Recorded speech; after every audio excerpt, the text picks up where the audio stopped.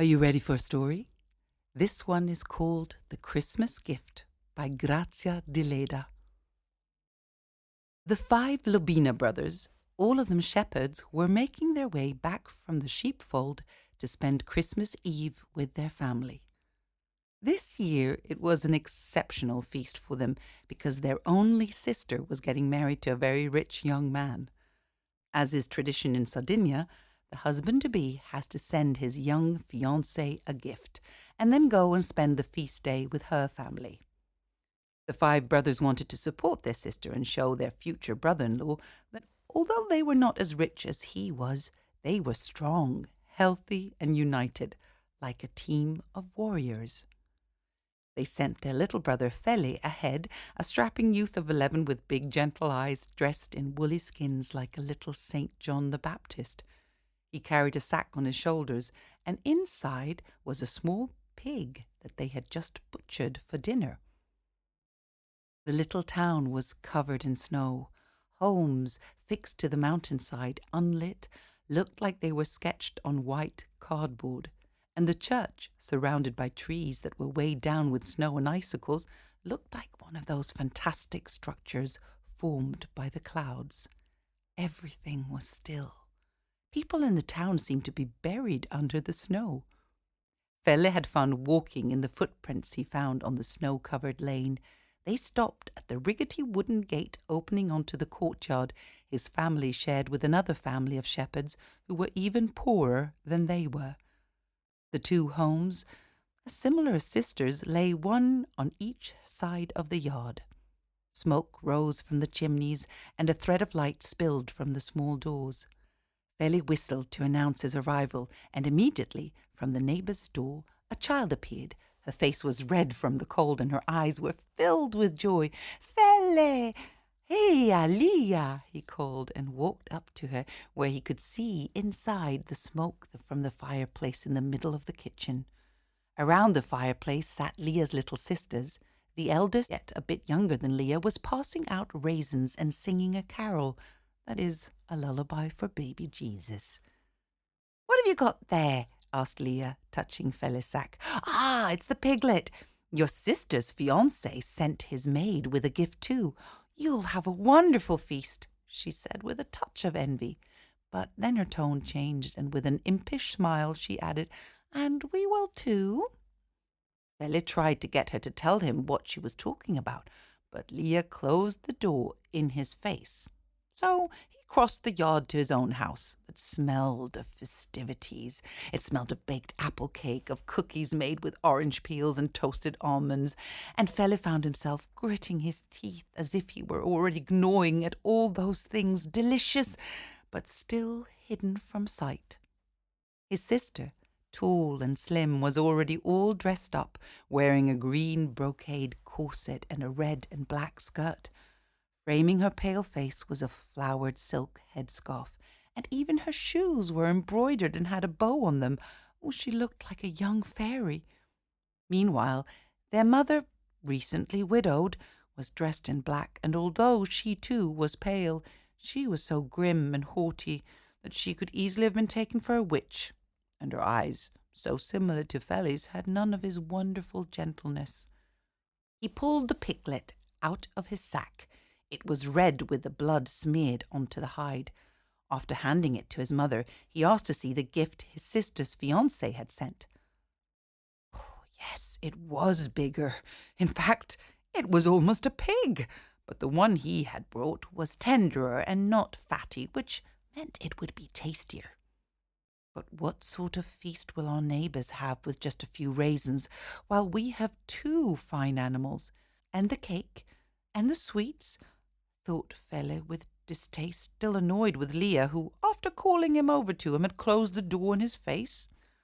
Then entered the brothers, bringing into the kitchen first, clean and tidy, their heavy snow-packed footprints and their feral smell.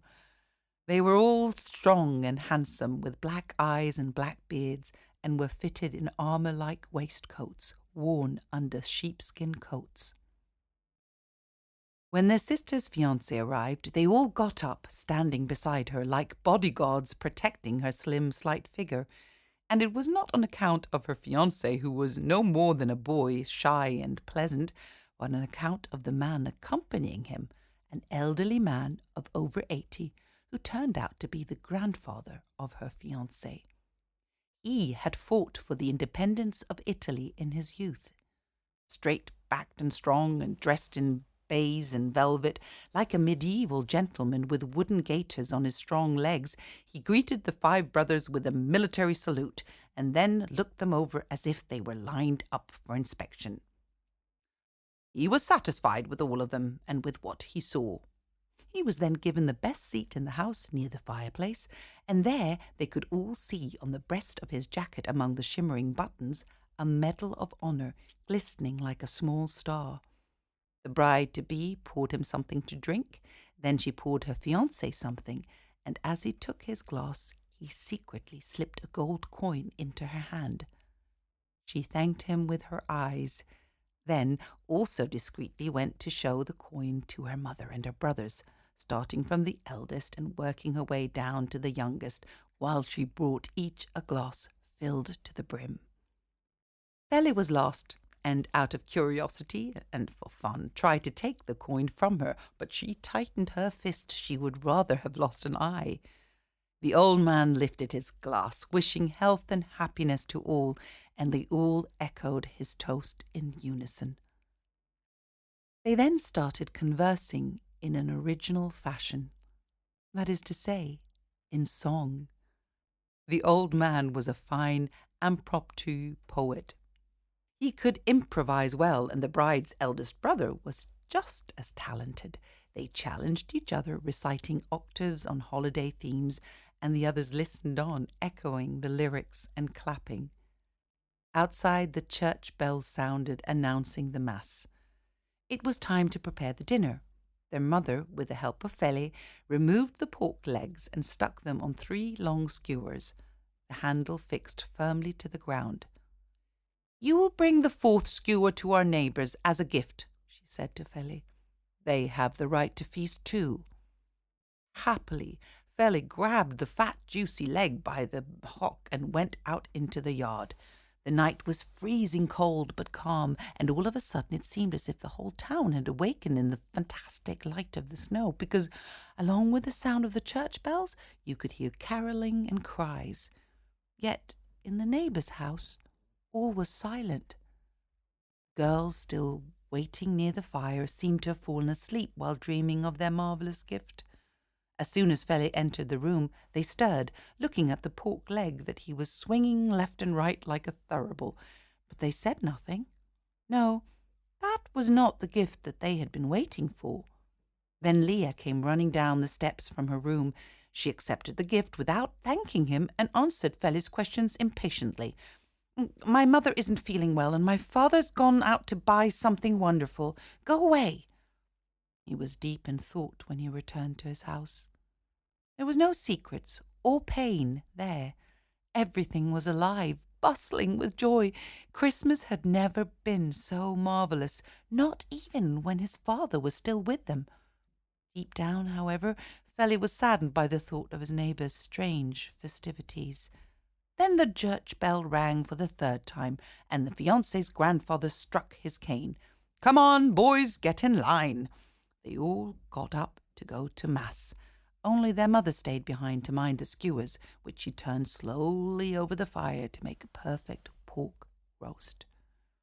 The grandfather, who seemed to be leading his troops, all went to church.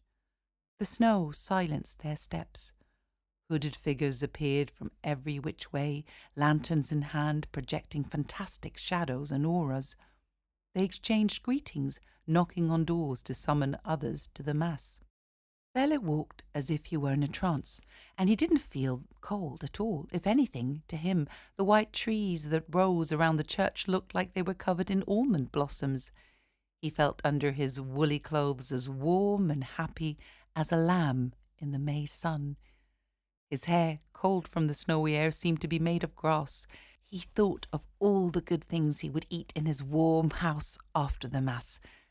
Then, remembering that Jesus was born in a cold manger, naked and without food, made him feel like crying. like swathing him in his own robes and bringing him home with him. Inside the church, the illusion of spring continued.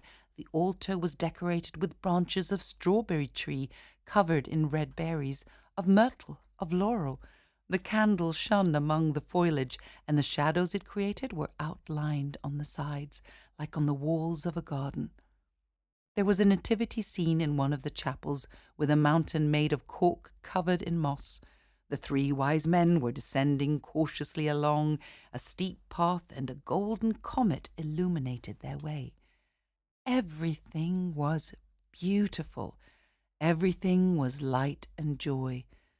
The mighty kings were leaving their thrones to bring the gift of love and of riches to the Son of the poor, to Jesus, who was born in a manger. The stars were guiding their way. The blood of Christ, who would later die for the sake of man, rained on the shrubs, making the roses bloom, rained on the trees, making the fruit ripen. This is what his mother had taught Fele, and it was so. Gloria, Gloria, sang the priest on the altar, and in response the people said, Glory to God in the highest,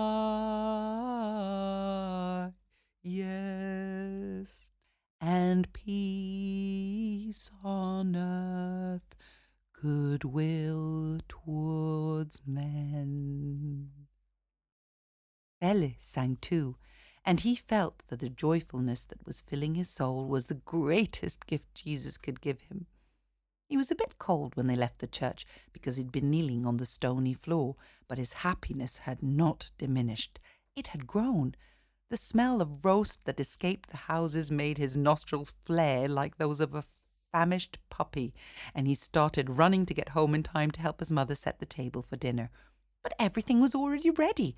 His mother had placed the linen tablecloth on the pavement on a rattan mat, and other mats were set around it, and as was tradition, she had placed a plate of meat and a hot jug of vincotto, wine with slices of orange peel floating inside it, in the courtyard under the porch, in case the soul of her late husband should return to this world and needed to be fed. Fele went to set the plate and the jug higher on a beam on the porch so the wild dogs couldn't get to it. Then he looked towards his neighbour's house. He could see the lights were on, but all was still. Their father probably hadn't come home yet with their mysterious gift. Fele went back into the house and he took an active part in the dinner. In the middle of the table was a small tower made of flat bread, all so round and shiny they looked like ivory. Each of them, in turn, stretched an arm and grabbed one. The roast, too, cut into thick slices, was set on large trays of wood and clay, and each dinner guest could help himself freely. Fele, sitting near his mother, had dragged a whole tray in front of him, and he ate without a care in the world. Through the crackle of the pork rind he could hear the grown-ups talking, but their voices seemed far off, and what they were saying no longer interested him. When the yellow cake was served, hot and as bright as the sun, with all around it sweets in the shape of hearts, birds, fruit, and flowers, he thought he would faint. He closed his eyes and leaned on his mother's shoulder. She thought he was crying, but he was laughing with joy. When he was full and felt the need to get up, he thought about the neighbours again. What was happening in there? Had their father come home with their gift? His curiosity got the better of him, and he went into the yard, sneaking closer to spy on them. The door was ajar. Inside the kitchen, the little girls were still sitting around the fire, and their father, late but in time for the festivities, was roasting the pork leg, which he had given them. But where was the gift the father had bought them? "Come in and go upstairs to see for yourself," said the father, guessing his thoughts. Fele went into the house, climbed the wooden stairs, and in the bedroom saw Leah's mother sleeping on the wooden bed while Leah was kneeling in front of a basket. Inside the basket, swathed in warm blankets, was a newborn baby, a beautiful pink child with 2 curls on his temples, his eyes wide open. He's our first little brother, whispered Leah. My father bought him right at midnight while the church bells were playing Gloria. And so his bones will never turn to dust, and they will be intact on the day of judgment. This is the gift we received from Jesus tonight.